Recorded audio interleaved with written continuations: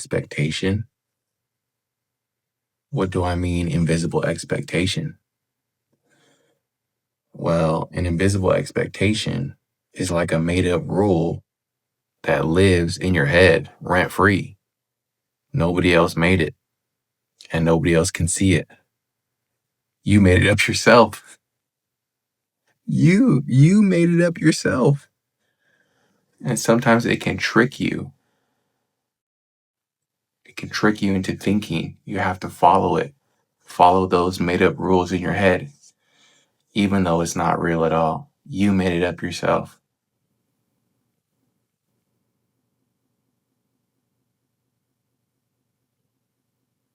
What if I told you,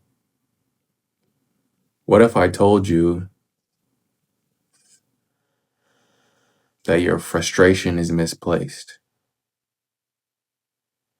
What if I told you the reason you struggle with overthinking is because you're living someone else's version of reality instead of your own?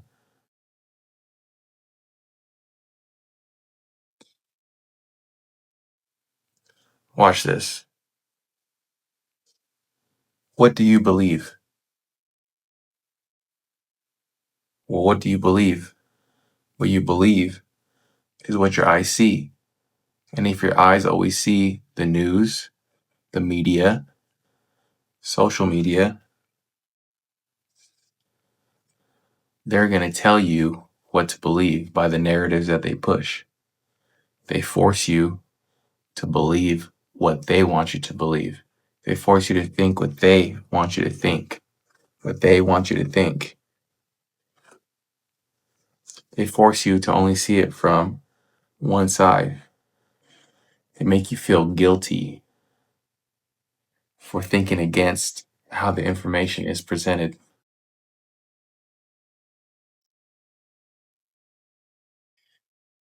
Now,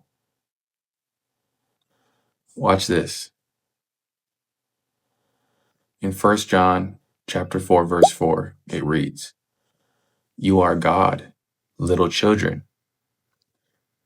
In 1 John chapter 4, verse 4, it reads, "Ye are of God, little children, and have overcome them, because greater is he that is in you than he that is in the world."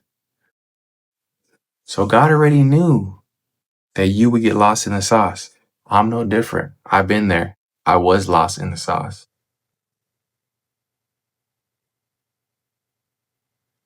How did God already know that we were going to get lost in the sauce? Because he had to remind us in that verse that greater is he that is in us, Spirit of Christ, than he that is in the world.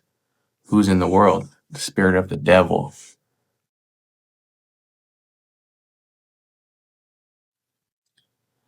Now, watch this. Let's jump to John, 1 John chapter 4, verse 8, which reads, "He that loveth not knoweth not God, for God is love." Now, let me pause there. People twist that scripture a lot. So we got to see what's before that. Verse 6, "We are of God. He that know God heareth us. He that is not of God heareth not us. Hereby know we the spirit of truth and the spirit of error."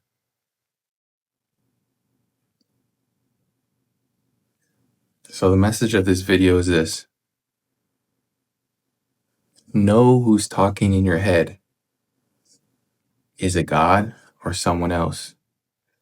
If you're frustrated at yourself for overthinking, then why haven't you submitted it to God? Just like verse 6 says, "He knoweth that God heareth us." Well, maybe God can't hear you because you're too busy listening to the enemy instead of him.